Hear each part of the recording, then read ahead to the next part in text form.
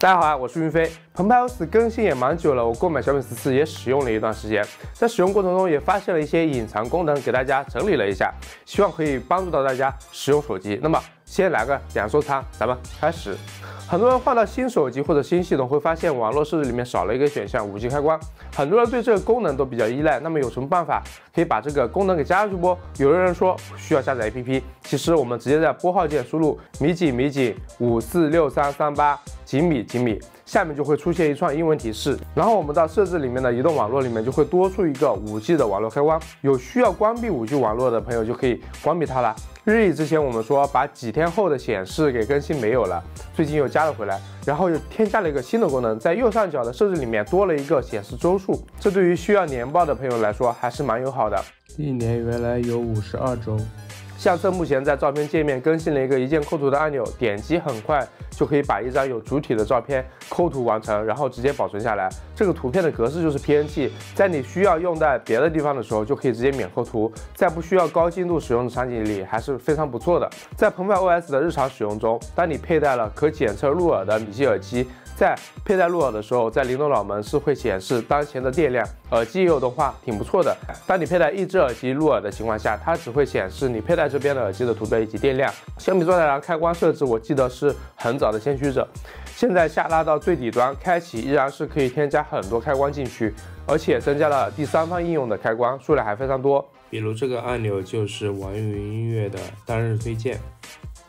但现在默认的是无字模式，刚开始有些朋友会不太适应，你可以在系统的设置里面通知与状态栏控制中心的无字模式的开关里面开启这个选项，你需要的话直接关闭这个选项就可以了。今年应该有蛮多人换了小米14或者 K70， 那么如果你恰好有另一台小米设备，你在复制文字的时候，另一台设备上就会显示编辑所选文本，或者你可以把复制的文本发送到别的设备上，这点对于多设备的小伙伴来说真的是非常的方便。假如大家有2台澎湃 OS 的设备，你在一个手机上面编辑笔记，你也可以直接把笔记流转到另一台手机上。当然我试了一下，只有笔记才有这个功能，而且在最近任务栏，它的右上角还会有一个笔记的任务通知。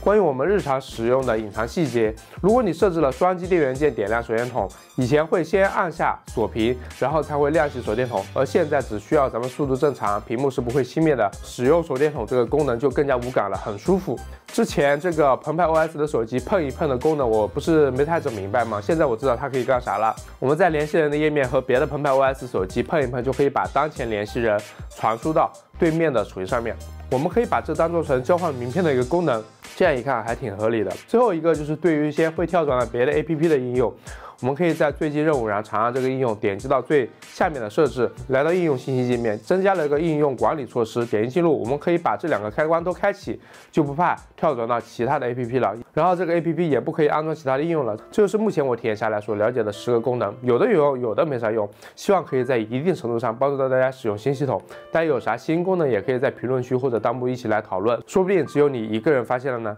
要是本期视频有哪个你是不会的，要个3连不过分吧？记得多多支持，我是云飞，那我们下期视频再见。